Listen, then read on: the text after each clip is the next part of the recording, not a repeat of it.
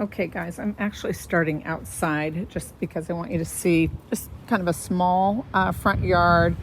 You know, the property line probably just cuts straight down the middle of this area. Fence, so we talked about fence, so there'll be a fence side yard. I believe that's going to be all gravel there.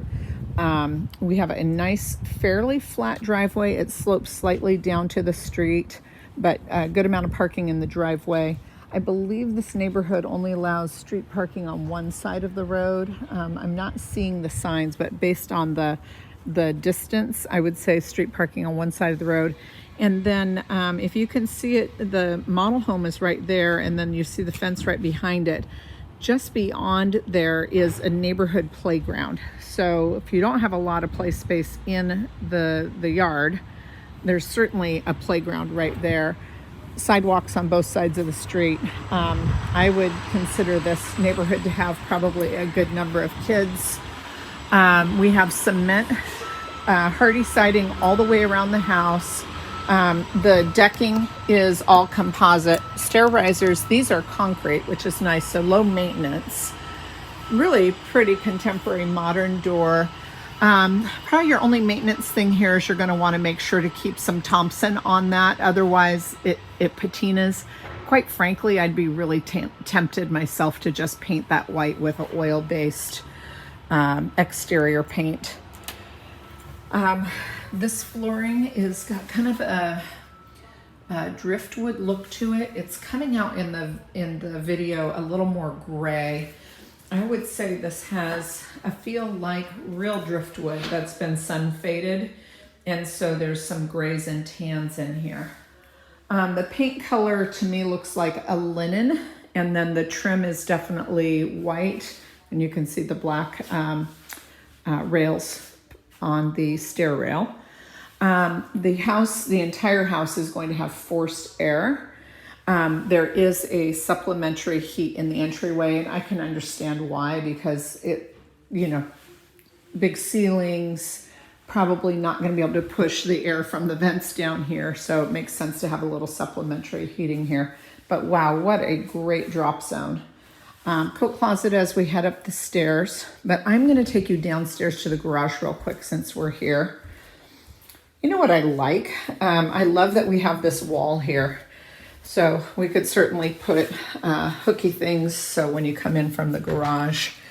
It is a 2-car garage, and then there is a niche of space here, which to me could be a great spot for a workbench if we want to tinker on anything, or if you just want to get big metal shelves. There's just so much room for storage.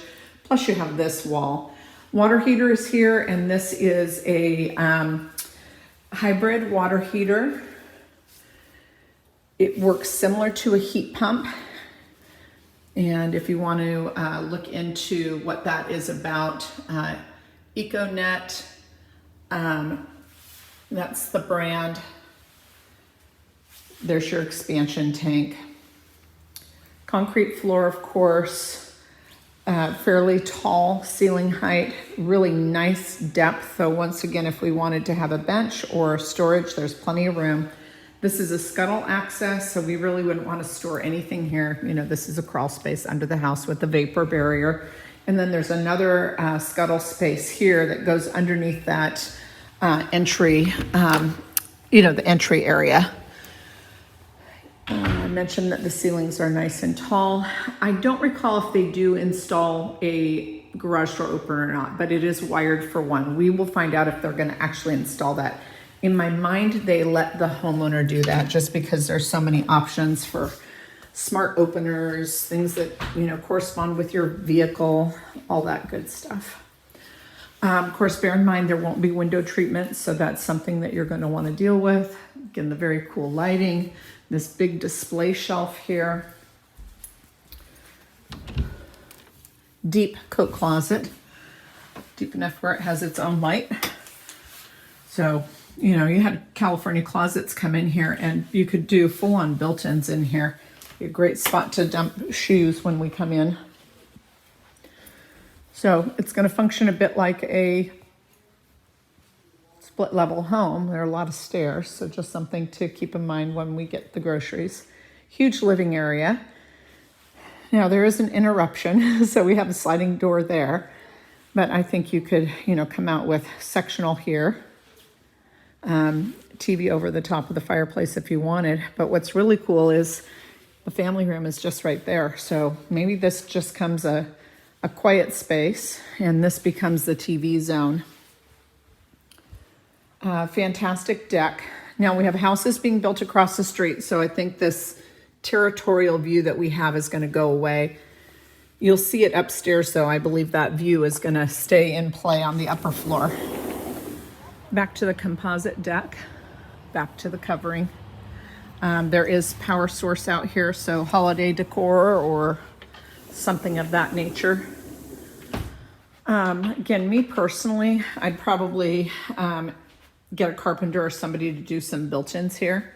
You have that Smurf tube, so if we set a TV up here, we can run the cables down to any systems that you might have, you know, Xfinity, that sort of thing. So we'd come out here and plug in there. I thought this was on earlier, so let's see what we've got on the fireplace. So it's natural gas fireplace. Washington State is trying to get away from natural gas, so we don't have natural gas everywhere. So it's nice that you guys are getting in under that new ruling. So natural gas stove, really cool transom light. Of course, we're gonna have a couple houses built here, but just where they put in windows just makes it make a lot of sense. Soft close. These are even soft close. Nice deep stainless sink. So Whirlpool. No microwave. So you need to get your own microwave. Space for a refrigerator, of course. And then a ginormous dining room. So you have a big hutch, goes there. Even a little small hutch could go there. There's a wonderful pantry. I love that there's electric in the pantry. So again, if you wanted to have somebody come in and put custom shelving in and you wanted to put a microwave in the pantry, you've got power there. So that's nice. The backyard has a slope going up to the property behind you. I've seen plenty of people in all kinds of neighborhoods push their hills back, and I think you would gain quite a bit of space in the yard if you wanted to do that. And you would just do similar kind of keystone retaining wall, you know, going up and then along the back. I might come 2 feet from the fence and then that's where I would drop it down, but it certainly would become a bigger yard. You know, if the yard isn't really important to you and it's only a spot for the dogs, then I probably wouldn't go into that. So there's the big air handler for your cooling. So household cooling system, outdoor faucet. This exterior paint is kind of like a putty color. It's a pretty grayish.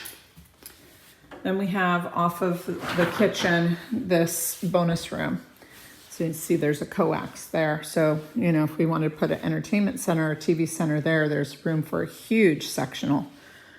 Maybe this is just a kids hangout zone. So toys are here and not someplace else.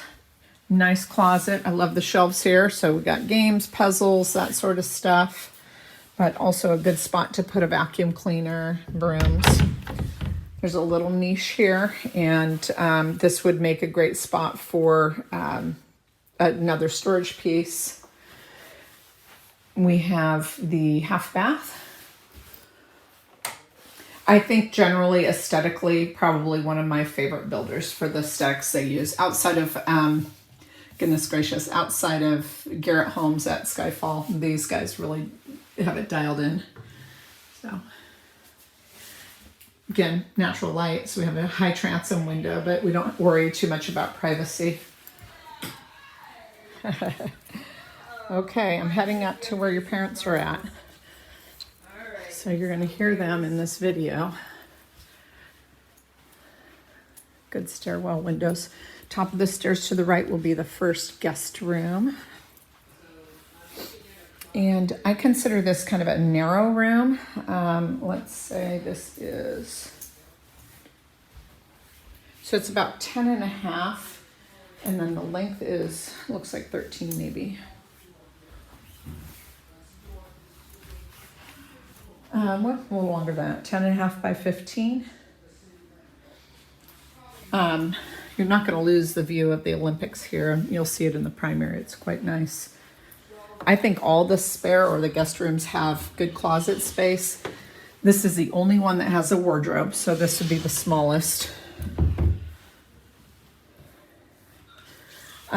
Double French doors, double doors going into the primary.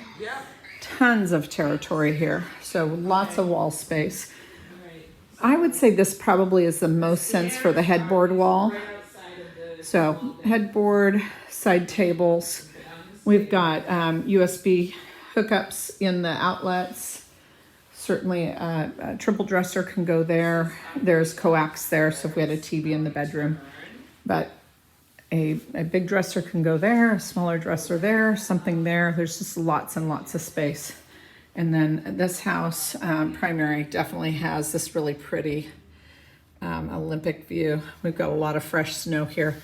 I don't think you'll lose the top of those mountains, even once the house across the way is built. I might be wrong, depending on what it is, but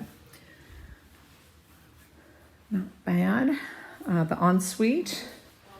So, huge double vanity. Oh, let me shrink that back up.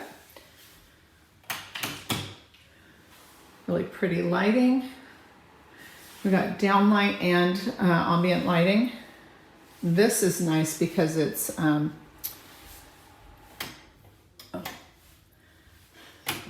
that. It'd be good for putting makeup on because it has a diffuser on it, which is nice. Whereas the one overhead, I think, is that harsher light. But anyways, quartz. You've got this huge slipper tub. I love that it has a spray handle so we can easily clean the bath. Zero radius shower or frameless shower. Little niche in the shower. That's all tile. The bottom is a fiberglass pan. Privacy door on the commode. And then a mammoth closet. It costs you probably an arm and a leg to have this fitted, but boy, I would be tempted to have California closets come in. There's enough room to put a chest or a seating area in the middle here. It's really spectacular. I would kill for this closet. That's about the size of my primary bedroom at home. I wish I were kidding. Okay. So we came up the stairs. We saw guest room 1, primary. Now we're going to see the laundry. So we have this nice folding cabinet counter situation here. Side-by-side washer and dryer. Be tempted maybe to get, some matching cabinets there. This is a hub for the technology that comes into the house. Storage. So all the soaps can be in there except for what you need at the moment. Isn't that nice? Then we have the shared bath. So the girls have their bath here. Double vanity. Lots of storage. Commode. And then this would be a fiberglass tub shower combo. This is where the furnace is located. That's natural gas. Then we have linens. So that's just outside of the hall bath, which is nice linens there. But remember, in the laundry room, there's also more storage. Okay, guest bedroom number 2. The configuration of this room is a bit better. So it's a really nice size space. Spot for a dresser there. I mean, we could put, you could put a king size bed in here. That's how big this is. It'd be tight-ish, but it's a big bedroom. And we have a view down onto the backyard.